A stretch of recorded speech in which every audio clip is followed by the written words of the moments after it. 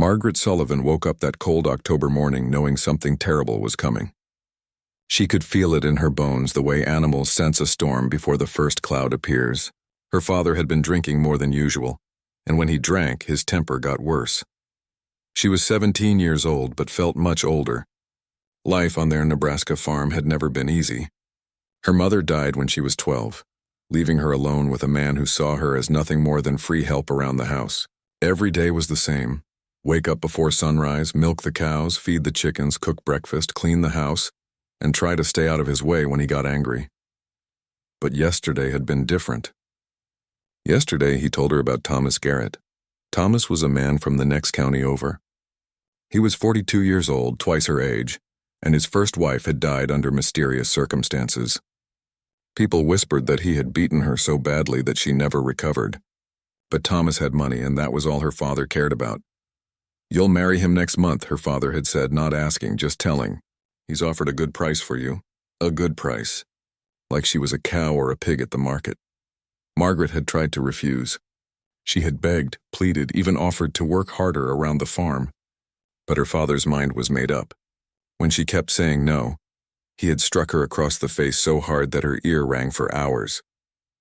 Now, as she sat on the edge of her small bed, she touched the bruise on her cheek. It was still tender and purple. Tomorrow Thomas would come to the farm to meet his future bride. Her father expected her to wear the white dress he had bought in town, the dress that would mark the beginning of her prison sentence. She looked out her small window at the endless prairie. The sun was just starting to rise, painting the sky in soft colors. It was beautiful, but it also looked like the edge of the world.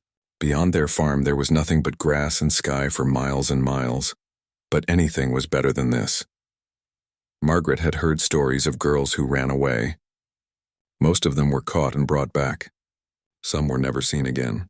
A few, just a few, had made it to the big cities where they could disappear and start new lives. She thought about her mother, who had once told her that every person deserved to choose their own path in life. Her mother had been gentle and kind, so different from her father. If she were still alive, she would never let this happen. The house was quiet. Her father was still sleeping off last night's drinking. This was her chance, maybe her only chance. Margaret stood up slowly, her heart beating so fast she thought it might wake him up. She looked around her small room at the few things she owned. A worn-out doll her mother had made, a book of poems, a small mirror. She couldn't take any of it. If she was going to run, she had to leave everything behind. She was wearing her nightgown, thin cotton that would do nothing against the cold. But there was no time to get dressed properly. Her father was a light sleeper and any sound might wake him up. Carefully, quietly, she opened her bedroom door. The old hinges creaked softly and she froze, listening. Nothing. She could hear her father snoring in his room down the hall. Step by step, she made her way through the dark house. Every board in the floor seemed to groan under her bare feet. The front door felt like it was a mile away. Finally, she reached it. Her hand shook as she slowly turned the handle.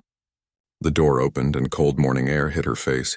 Freedom was just outside, but it felt terrifying and wonderful at the same time.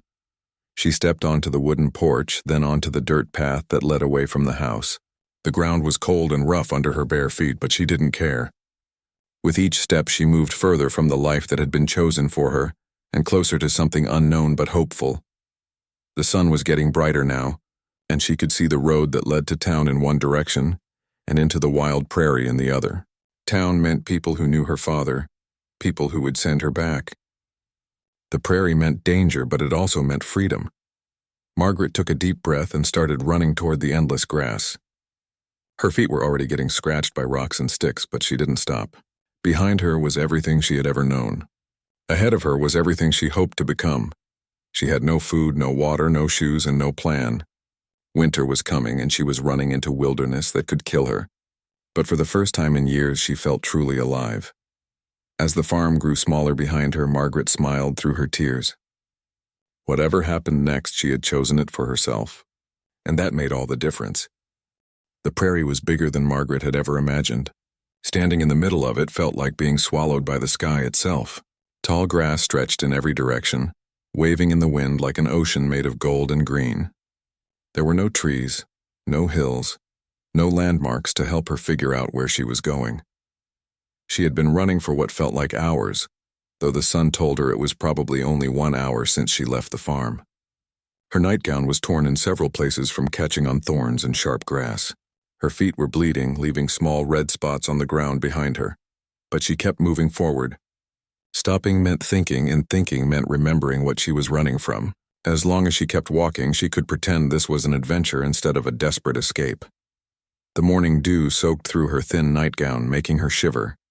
She had never been this cold before, not even during the worst winter nights when the fire went out. At home there had always been blankets, walls, a roof.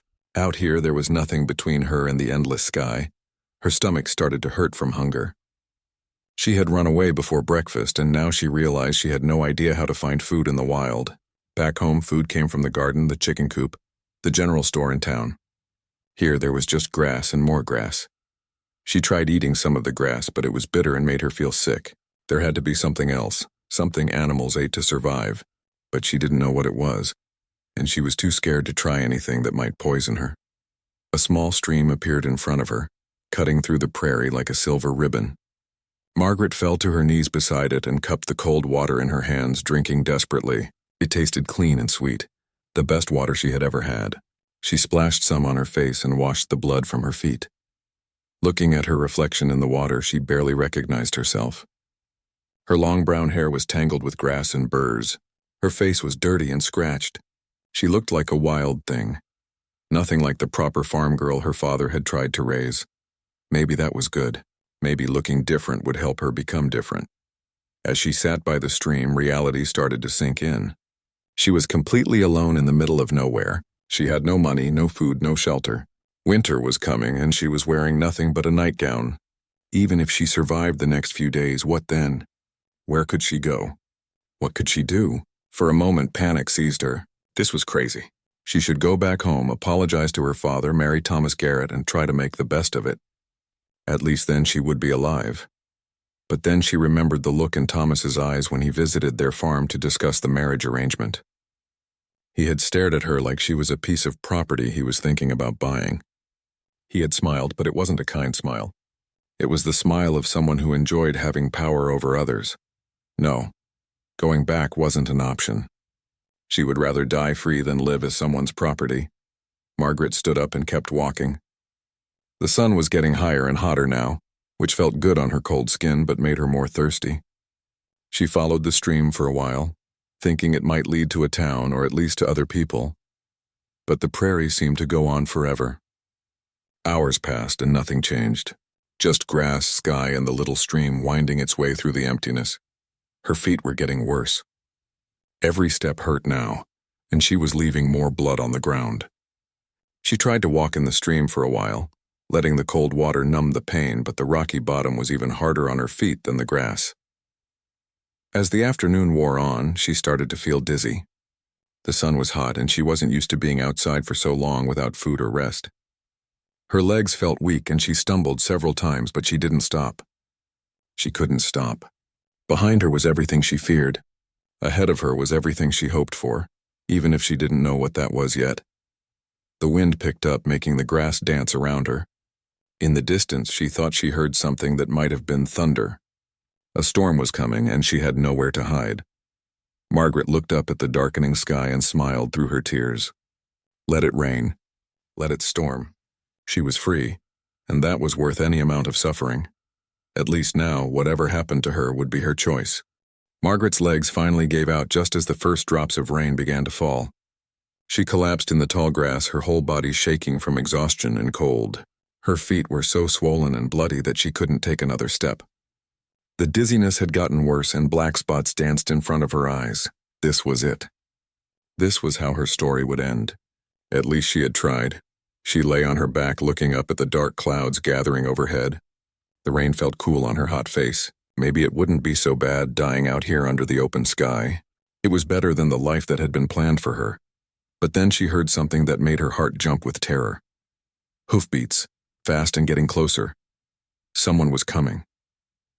Margaret tried to sit up, but her body wouldn't cooperate. Panic flooded through her.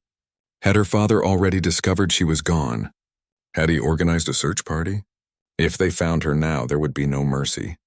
Her father would make sure she never got another chance to run. The sound got louder.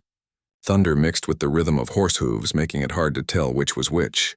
Margaret managed to roll over and hide in the tall grass, praying that whoever was coming wouldn't see her. But the rider was heading straight for her, as if they knew exactly where she was. The horse appeared first, a beautiful dark animal that looked like it had been running hard. Steam rose from its body in the cool air. The rider pulled the horse to a stop just a few feet from where Margaret was hiding. But as she looked up, expecting to see her father or one of his friends, she saw something completely unexpected. The rider was a woman. She was probably around 30 years old, with sun-darkened skin and hands that looked strong from hard work. Her dark hair was braided and tucked under a worn cowboy hat. She wore practical clothes, leather boots, thick pants, and a jacket that had seen many seasons. Everything about her looked capable and independent. The woman dismounted quickly and approached Margaret with concern written all over her face. She didn't look angry or threatening.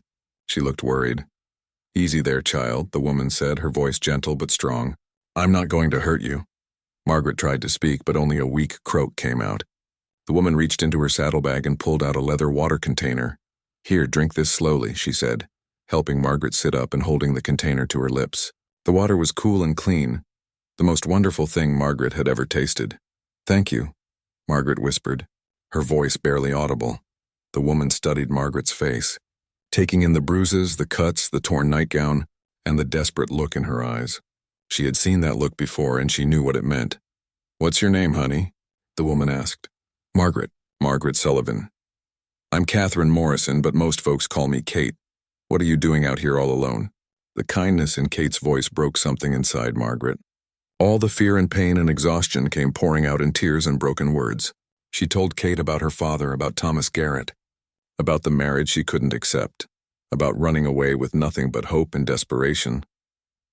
Kate listened without interrupting, her face growing more serious with each part of the story. When Margaret finished, Kate was quiet for a long moment, thinking. "How old are you, Margaret?" Kate asked. 17, Kate nodded. "And your mother?" "Dead 5 years now. Any other family?" "No, ma'am. Just my father." Kate stood up and looked back in the direction Margaret had come from, then toward her own ranch. Margaret could see her making a decision, weighing something important in her mind. "Margaret," Kate said finally, "I want you to listen to me carefully. I know what it's like to be trapped by men who think they own you. I know what it's like to run away with nothing but the clothes on your back." Margaret looked up at her, hope beginning to flutter in her chest like a small bird.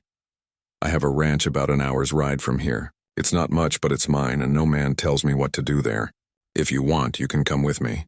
I can't promise it will be easy, but I can promise you'll be safe." Margaret couldn't believe what she was hearing. This woman, this stranger, was offering her exactly what she had been hoping for but never dared to expect. "But why?" Margaret asked. "You don't even know me."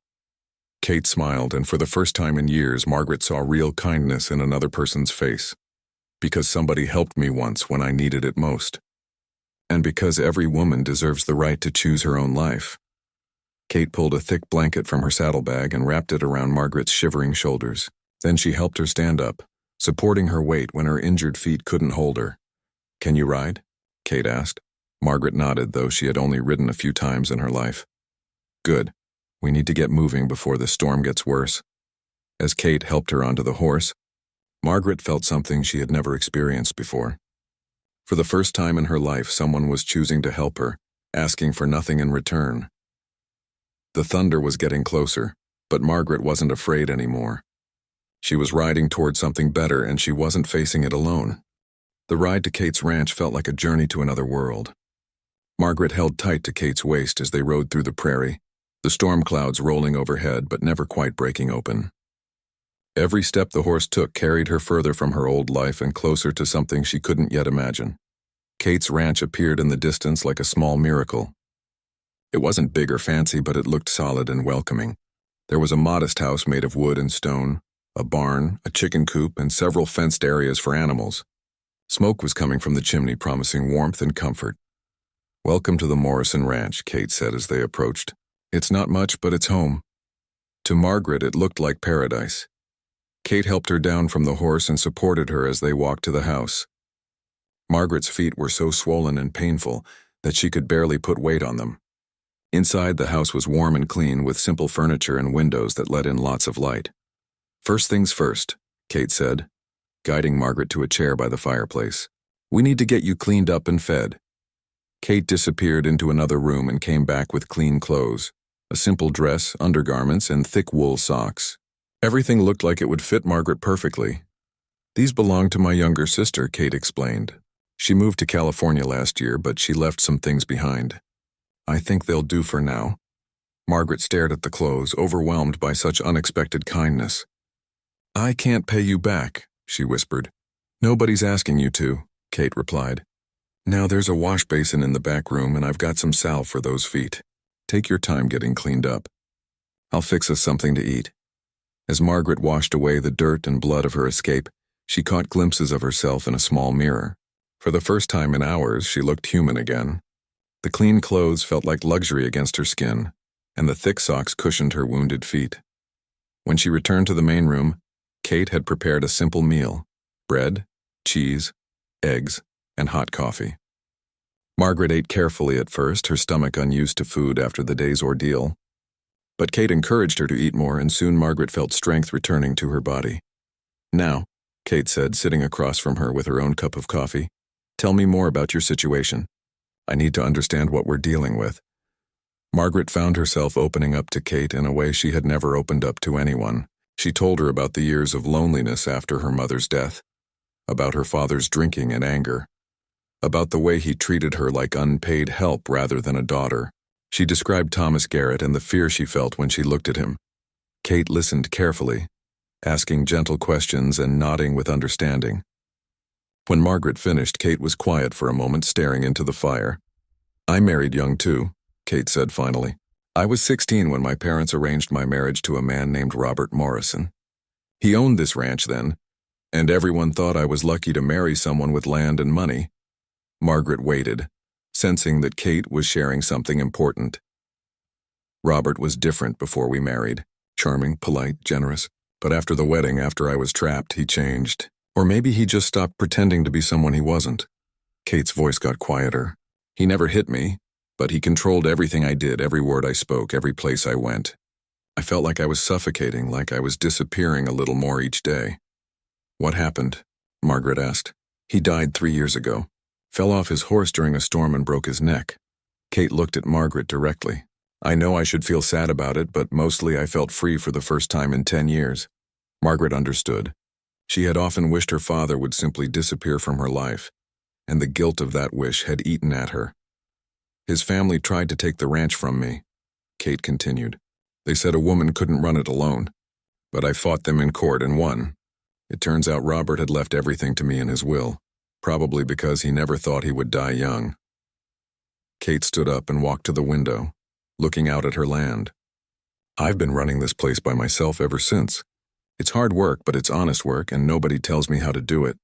She turned back to Margaret. "The point is, I know what it's like to feel trapped. I know what it's like to have other people make decisions about your life without asking what you want." "But what can I do?" Margaret asked. "I'm only 17. I have no money, no skills, nowhere to go. If my father finds me, he can make me come back." Kate sat down again and leaned forward. "First, you can stay here as long as you need to. I could use help around the ranch, and you could learn skills that would help you make your own way in the world." Margaret felt hope rising in her chest, but also fear. "What if he comes looking for me?" "Let him come," Kate said firmly. "This is my property, and I decide who's welcome here. Your father might have power over you back at his farm, but he has no power over me." Kate reached across the table and took Margaret's hand. "I'm not saying it will be easy. People in these parts have strong opinions about women who don't follow the rules. Some folks might not approve of you running away from home, but others will understand and support you." Margaret looked around the warm, comfortable room, then back at Kate's kind but determined face. For the first time since her mother died, she felt like someone was truly on her side. "Why are you helping me?" Margaret asked. "You could get in trouble for this," Kate smiled. "Because I wish someone had helped me when I was your age.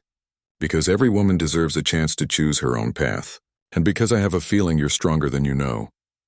Outside, the storm finally broke and rain began pattering against the windows. But inside Kate's house, Margaret felt warm and safe and hopeful. She wasn't home yet. She might never have a home in the way other people did. But she had found something just as valuable. She had found an ally. Margaret woke up in a real bed for the first time in months, feeling rested and safe. Through the small window, she could see the sun rising over Kate's ranch, painting everything in gold and orange. It had been 3 months since that desperate night when she fled her father's farm, and sometimes it felt like a dream. But the calluses on her hands and the strength in her arms reminded her that it was all real.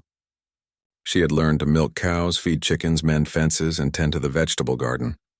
Her body had grown stronger from the work, and her hands had learned skills she never knew she could master. Kate had been patient but firm in teaching her. On a ranch, everyone has to pull their weight, she had explained on Margaret's first day. But the work you do here belongs to you too. You're not just helping me, you're building your own future. Margaret loved the morning routine. She would dress quickly in her work clothes, practical pants and shirts that Kate had helped her sew.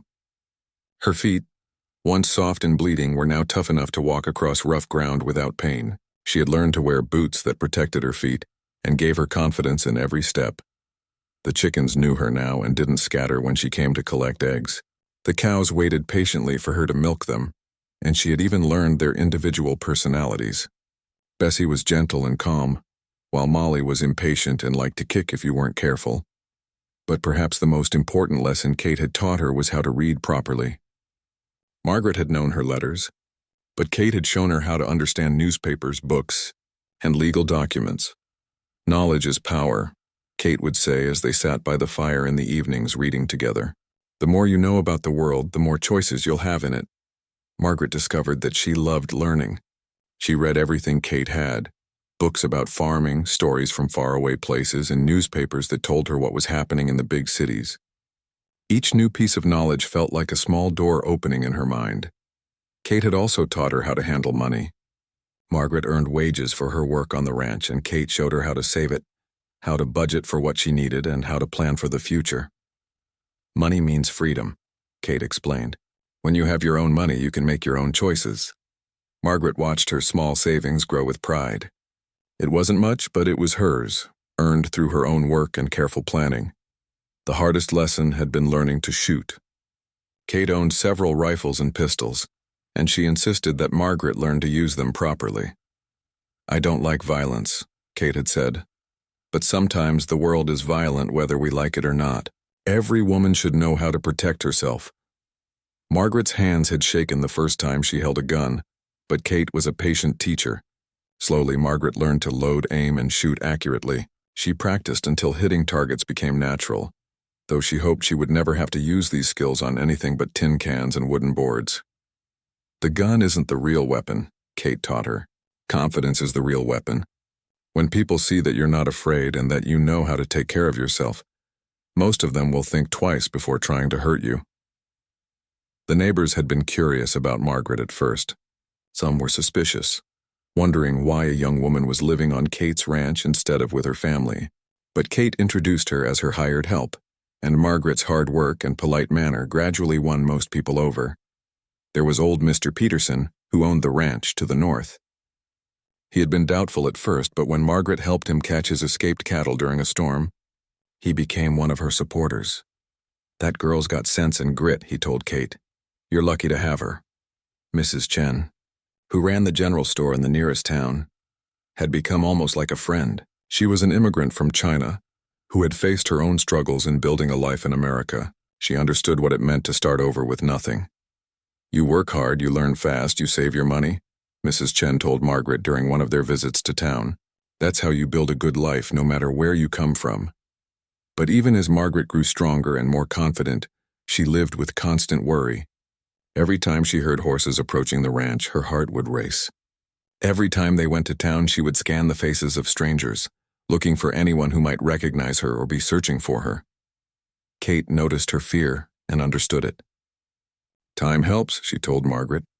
"The longer you've been gone, the less likely it becomes that anyone will come looking. Your father probably thinks you're dead by now." The thought should have been sad, but instead it brought Margaret relief.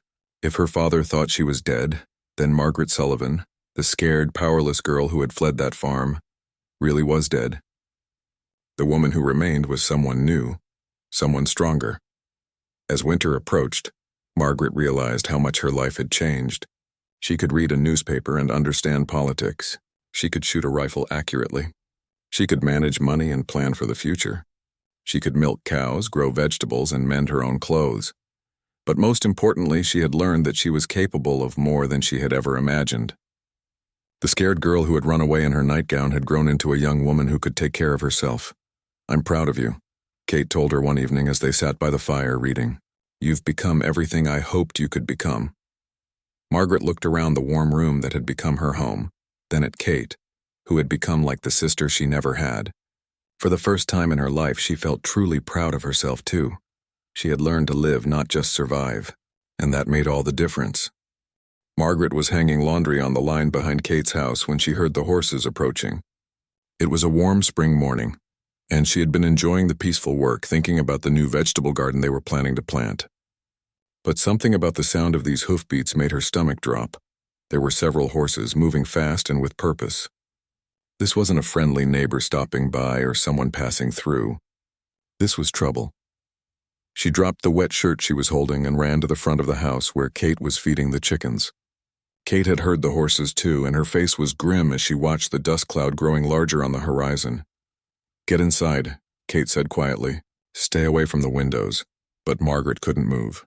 Her worst nightmare was coming true, and she felt frozen with terror. As the riders got closer, she could make out 3 men on horseback. Even from a distance, she recognized the angry, determined posture of the man in front. Her father. He was older than she remembered, his face more lined and his hair more gray. But his expression was the same, cold, furious, and completely certain that he was in the right. Beside him rode Thomas Garrett, the man she was supposed to marry. He looked exactly as cruel as she remembered, with small, mean eyes and a mouth that seemed to enjoy other people's pain. The third man wore a star on his chest. The sheriff. Margaret's legs finally started working and she stumbled toward the house. But it was too late. Her father had seen her. "There she is," he shouted, pointing directly at her. "There's my ungrateful daughter." Kate stepped protectively in front of Margaret, her hand resting on the rifle she always kept nearby. "That's far enough," she called out as the men approached. "This is private property." The 3 men dismounted and walked toward them. Margaret's father looked older but no less angry than the day she had fled. His clothes were cleaner than usual, as if he had dressed up for this confrontation. "I'm here for my daughter," he announced. "This woman has been harboring a runaway child." Sheriff Williams was a man Margaret had seen in town but never spoken to. He looked uncomfortable with the situation, but he had a job to do. "Miss Morrison," he said to Kate, "I need to speak with the young lady. There are serious charges being made here." "What charges?" Kate demanded. Thomas Garrett stepped forward, his voice smooth and confident. "The girl ran away from home and stole valuable property. Her father has every right to bring her back." "What property?" Margaret found her voice, anger overcoming her fear. "I didn't take anything." "You stole yourself," her father said coldly. "You belong to me until you're married, and then you'll belong to your husband. That's the law." Kate's grip tightened on her rifle.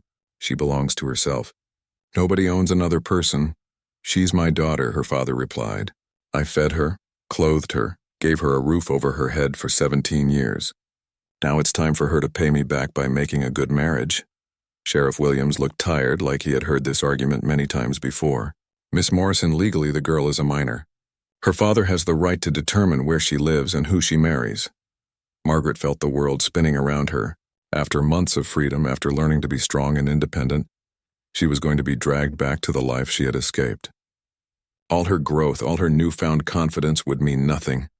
"I won't go," she said, surprised by the strength in her own voice. "I won't marry him." Thomas Garrett laughed, a sound like breaking glass. "You don't have a choice, girl. You're going to be my wife whether you like it or not." "She does have a choice," Kate said firmly. "She's nearly 18, old enough to speak for herself." "Not until she actually turns 18, the sheriff said reluctantly. "Until then, her father has legal custody." Margaret's father smiled, enjoying his victory. "She'll come home with us today, and the wedding will happen next week. No more delays, no more running away." But Kate wasn't finished fighting. "On what grounds are you taking her? Has she committed a crime?" Theft, Thomas Garrett said again. She stole herself and she stole the work she owed her father. That's not theft, that's freedom, Kate replied. And if you try to take her by force, you'll be trespassing on my property. The situation was getting tense. Margaret could see her father's anger building, and she knew how dangerous he could be when he lost control. Thomas Garrett was watching her like a cat watching a mouse, already planning how he would punish her for running away. But Sheriff Williams was looking more and more uncomfortable. He kept glancing between Margaret's terrified face and Kate's determined one. Sir, Kate said to the sheriff, before you make any decisions, don't you think you should hear the girl's side of the story? Shouldn't you know why she ran away in the first place? Margaret's father stepped forward aggressively. Her reasons don't matter. She's coming home and that's final. Actually, the sheriff said slowly, Miss Morrison has a point. If there are allegations of mistreatment, I need to investigate before I can return the girl to her father's custody. Margaret saw her chance. This might be her only opportunity to speak the truth before it was too late.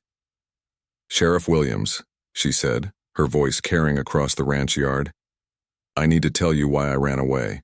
I need to tell you what really happened in my father's house. Her father's face went pale. Thomas Garrett looked angry, but Kate nodded encouragingly, and Sheriff Williams waited to hear what she had to say. Margaret took a deep breath and began to tell her story.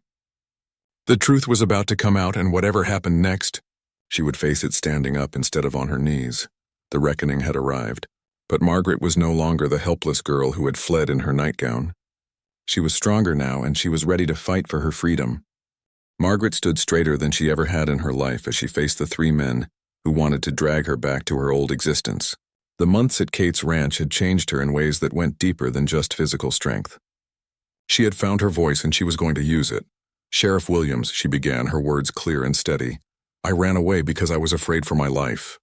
That's a lie, her father shouted, but the sheriff held up his hand for silence.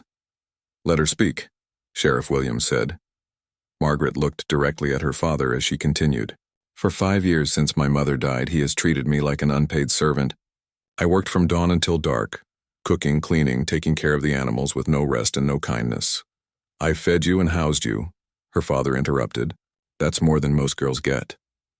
You hit me, Margaret said simply. Often. Sometimes for making mistakes, sometimes just because you were angry about something else. Sheriff Williams was taking notes now, his expression serious. Can you be more specific? Margaret touched her cheek, remembering. The night before I ran away, he hit me so hard my ear rang for hours. All because I said I didn't want to marry Thomas Garrett. Thomas Garrett stepped forward, his face red with anger. She's making this up to avoid her responsibilities. But Margaret wasn't finished. Ask anyone in town about Thomas Garrett's first wife. Ask them how she died. Uncomfortable silence fell over the group. Everyone in the county knew the rumors about Helen Garrett's mysterious death, but no one had ever spoken about them openly. That's enough, Thomas said dangerously. My first wife died of a fever. After being seen with bruises for months, Margaret replied. People talked about it even if they were too scared to do anything. Kate stepped closer to Margaret, showing her support. Sheriff, you know the rumors as well as anyone. Are you really going to force this girl to marry a man with that kind of reputation? Sheriff Williams was clearly struggling with the situation. The law said Margaret belonged to her father, but the evidence of abuse was becoming hard to ignore. These are serious accusations, he said slowly. They're lies told by an ungrateful child, Margaret's father said, but his voice lacked its earlier confidence. Then Kate surprised everyone by speaking up. Sheriff, there are other people who can confirm Margaret's story. People who have seen evidence of her father's treatment. Margaret looked at Kate in confusion. What was she talking about? Mrs. Chen from the general store has seen the bruises on this girl during her visits to town. Old Mr. Peterson has heard the shouting from the Sullivan farm when he's been riding. Nearby. Dr. Hayes treated Margaret for a broken wrist 2 years ago. A break that her father claimed came from falling down stairs. Margaret remembered that broken wrist. She had been reaching for something on a high shelf when her father grabbed her arm and twisted it for moving too slowly, but she had been too frightened to tell the doctor the truth. You're all lying, her father said, but his voice was getting desperate. Then let's go to town and ask them, Kate suggested. Let's have a proper hearing where everyone can tell their side of the story. This was clearly not what Margaret's father had expected. He had thought he could simply ride in, claim his property, and ride out again. He hadn't planned on having to defend his treatment of his daughter in front of the whole community. "This is ridiculous," Thomas Garrett said. "The girl is being dramatic. All women need firm guidance from men. That's the natural order of things." But Sheriff Williams was looking at Margaret with new eyes. "Miss Sullivan, are you saying you would rather face the wilderness alone than return to your father's house?" "Yes," Margaret said without hesitation. "I would rather die free than live as someone's prisoner."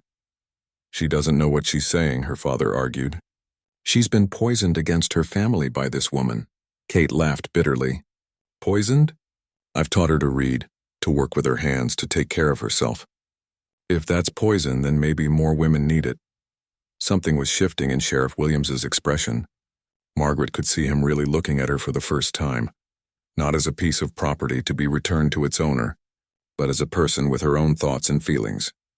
"Miss Sullivan," he said, "you'll be 18 in a few months, is that correct?" 3 months and 2 weeks, Margaret replied immediately. The sheriff nodded thoughtfully. "And you're saying that you fear for your safety if you return to your father's house?" "Yes, sir. I'm certain that he would hurt me badly for running away. And I'm certain that marriage to Thomas Garrett would be a death sentence." Thomas Garrett's face was purple with rage now. "This is intolerable. I have a legal contract for marriage with this girl's father. Money has changed hands." "Money?" Sheriff Williams asked sharply. "You paid for her?" Margaret's father realized his mistake too late. It was a dowry arrangement, perfectly legal. A dowry goes from the bride's family to the groom's family, Kate pointed out. "What you're describing sounds more like a sale." The sheriff was quiet for a long moment, thinking. Finally, he spoke. "Mr. Sullivan, I think we need to have a proper hearing about this matter. In town, with witnesses, where everyone can present their evidence." "This is my daughter," Margaret's father exploded. "I don't need a hearing to take back my own property." "She's not property," Sheriff Williams said firmly. "She's a person, and these are serious allegations." Margaret felt hope rising in her chest. Maybe, just maybe, the law would protect her instead of condemning her. "In the meantime," the sheriff continued, "Miss Sullivan will remain here with Miss Morrison until we can sort this out properly." Margaret's father and Thomas Garrett both started shouting at once, but Sheriff Williams held firm. "That's my decision. We'll have a hearing next week, and everyone can present their case then." As the 3 men rode away, arguing loudly among themselves, Margaret felt her knees go weak with relief. She had found her voice, and people had listened. The battle wasn't over yet, but for the first time she believed she might actually win it. Kate put her arm around Margaret's shoulders. "Well done," she said quietly. "That took more courage than running away in the first place." Margaret looked out at the prairie where her journey had begun, then back at the house that had become her home. She had stood up for herself, and the world hadn't ended. In fact, it was just beginning. The town hall was packed on the day of Margaret's hearing. Word had spread quickly about the case, and it seemed like everyone in the county had come to see what would happen. Margaret had never seen so many people in one place, and their faces showed every emotion from curiosity to concern to outright disapproval. She sat between Kate and a kind woman named Mrs. Fletcher, who had volunteered to speak on her behalf. Margaret wore her best dress, one that Kate had helped her sew, and she held her head high despite the butterflies in her stomach. Sheriff Williams called the hearing to order and explained the situation. Margaret's father would present his case for why she should be returned to his custody. Then Margaret and her supporters would present their case for why she should be allowed to stay free. Margaret's father stood up first, dressed in his Sunday clothes and trying to look respectable. He talked about the natural order of families, about daughters owing obedience to their fathers, about the importance of keeping promises, like the marriage agreement he had made with Thomas Garrett. "This girl has been spoiled by months of living without proper supervision," he said. "She's forgotten her place and her duties, but that can be corrected with firm guidance." Thomas Garrett spoke next, describing Margaret as if she were a horse he had purchased that had turned out to be difficult to train. He talked about his investment in the marriage and his right to claim what he had paid for. Some people in the crowd nodded along with these arguments. Margaret could see that many of them believed fathers should have absolute power over their daughters, and that women who stepped out of line needed to be put back in their place. But then Kate stood up to speak. She described finding Margaret in the prairie, injured and desperate, wearing nothing but a torn nightgown. She talked about the healing wounds on Margaret's feet and the fear in her eyes. She spoke about watching Margaret grow stronger and more confident over the months, learning skills and developing into a capable young woman. "This is not a spoiled child," Kate said firmly. "This is a brave young woman who chose freedom over safety, who worked hard to build a new life, who learned to take care of herself when no one else would." Mrs. Chen from the general store stood up next. She talked about seeing Margaret's bruises during her visits to town, and how the girl had always seemed frightened and nervous around her father. Dr. Hayes confirmed that he had treated Margaret for injuries that didn't match the explanations given for how she got them. Old Mr. Peterson described hearing shouting and sounds of violence coming from the Sullivan farm. One by one, members of the community stood up to share what they had witnessed. Margaret was amazed to discover how many people had noticed her suffering but had felt powerless to help. Then it was Margaret's turn to speak. She stood up slowly, her heart pounding so hard she was sure everyone could hear it. The room fell completely silent as she looked out at all the faces watching her. "My name is Margaret Sullivan," she began, her voice clear and strong. "6 months ago, I was so desperate to escape my father's house that I ran away wearing nothing but my nightgown, with no money, no food, and nowhere to go." She told her story simply and honestly. The years of mistreatment, the arranged marriage to a man she feared, the night she decided death was better than the life planned for her. "I'm not asking for special treatment," she said. "I'm asking for the same thing every person deserves, the right to choose what happens to my own life." She talked about the work she had done at Kate's ranch, the skills she had learned, the money she had saved. She was no longer a helpless child who needed someone else to make decisions for her. "In 3 months, I'll be 18 years old," she concluded. "All I'm asking is for the chance to prove that I can take care of myself until then." When she sat down, the room was completely quiet for a moment. Then Pastor Williams and his wife stood up. Margaret knew them from church, but they had never spoken much before. "Sheriff," Pastor Williams said, "my wife and I have been talking about this case. We would like to offer Margaret a place in our home until she reaches her majority. We can provide proper supervision and ensure that she continues her education." Mrs. Williams nodded. "Every young person deserves adults who will protect them, not harm them. We would be honored to serve as Margaret's guardians if she's willing." Margaret felt tears of gratitude welling up in her eyes. She had expected to fight this battle alone, but the whole community was rallying to support her. Sheriff Williams looked around the packed room, taking in all the testimony he had heard. Finally, he stood up to announce his decision. "This is not an easy case," he said. "The law gives fathers great authority over their children, but the law also requires us to protect people from harm." He paused, looking directly at Margaret. "Based on the evidence presented today, I'm ruling that Margaret Sullivan will remain in the custody of Pastor and Mrs. Williams until she reaches the age of 18. At that time, she will be free to make her own decisions about marriage and her future." The room erupted in cheers and arguments. Margaret's father jumped to his feet, shouting about injustice and promising to appeal the decision. Thomas Garrett stormed out, declaring that he was done with the whole business. But Margaret barely heard any of it. She was free, really, truly free. 3 months later, on her 18th birthday, Margaret stood in the same town hall for a very different ceremony. She was signing papers to officially start her own business, a small shop where she would teach other women to read and write, and help them learn practical skills for supporting themselves. Kate was there, beaming with pride. Pastor and Mrs. Williams were there, having become like family to her. Mrs. Chen was there, ready to help with the business. Even old Mr. Peterson was there, grumbling that young folks these days were too independent but secretly pleased to see Margaret succeed. As Margaret signed her name to the business documents, she thought about that terrified girl who had run barefoot across the prairie 6 months earlier. That girl could never have imagined this moment, standing in a room full of people who respected and supported her, starting a business that would help other women find their own freedom. 2 years later, Margaret married Daniel Fletcher, the young school teacher who had courted her patiently and who supported her independence completely.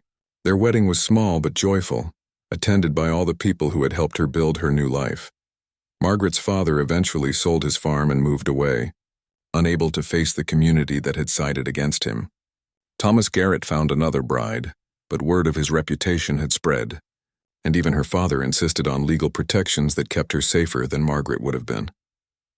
Margaret never forgot the night she fled barefoot from her father's farm, or the stranger on horseback who stopped to help her. Kate remained her closest friend, and together they helped other young women who found themselves in desperate situations. The little shop grew into a school, and the school grew into a movement. Margaret's story spread throughout the territory, inspiring other women to speak up for themselves and demand better treatment. Years later, when Margaret was an old woman surrounded by children and grandchildren, people would ask her what gave her the courage to run away that night. She would always give the same answer. I realized that the worst thing that could happen to me wasn't death or pain or being alone. The worst thing was giving up on the possibility that my life could be different. And once I understood that, running away wasn't scary anymore. It was the most hopeful thing I could do. Margaret Sullivan had fled barefoot from her father's farm as a frightened girl, but she had returned to the world as a woman who knew her own worth, and that made all the difference.